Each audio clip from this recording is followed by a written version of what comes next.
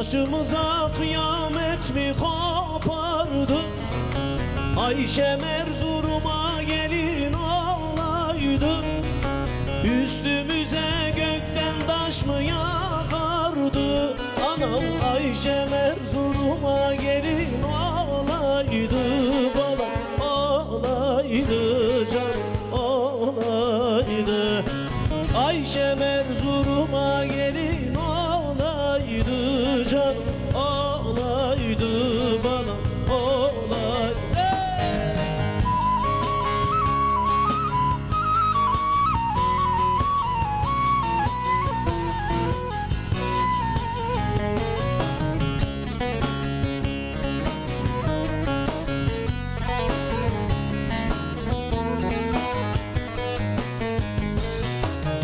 Ak eline kızıl kına yakardı.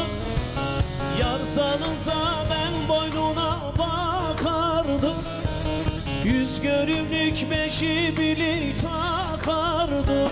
Ama Ayşem Erzurum'a gelin olaydı, bana olaydı, canım olaydı. Ayşem Erzurum'a gelin olaydı, bana olaydı, canım olaydı.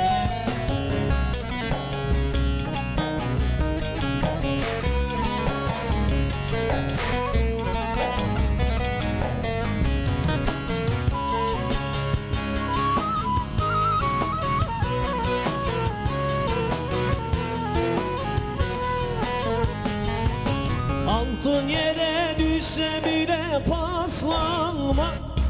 Seven gönül sarmayınca uslanma.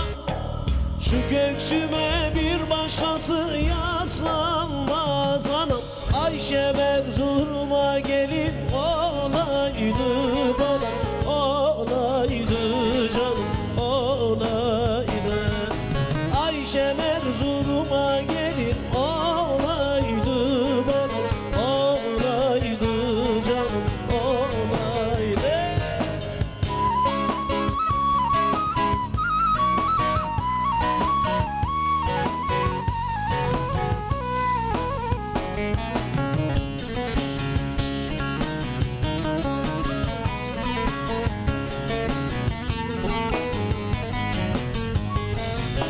Bugünden çıksaydı düğün alayı, eş dostumuz oynar idi halayı. Başlamazdı Mert oğlunun olayı. Babam Ayşem Erzurum'a gelin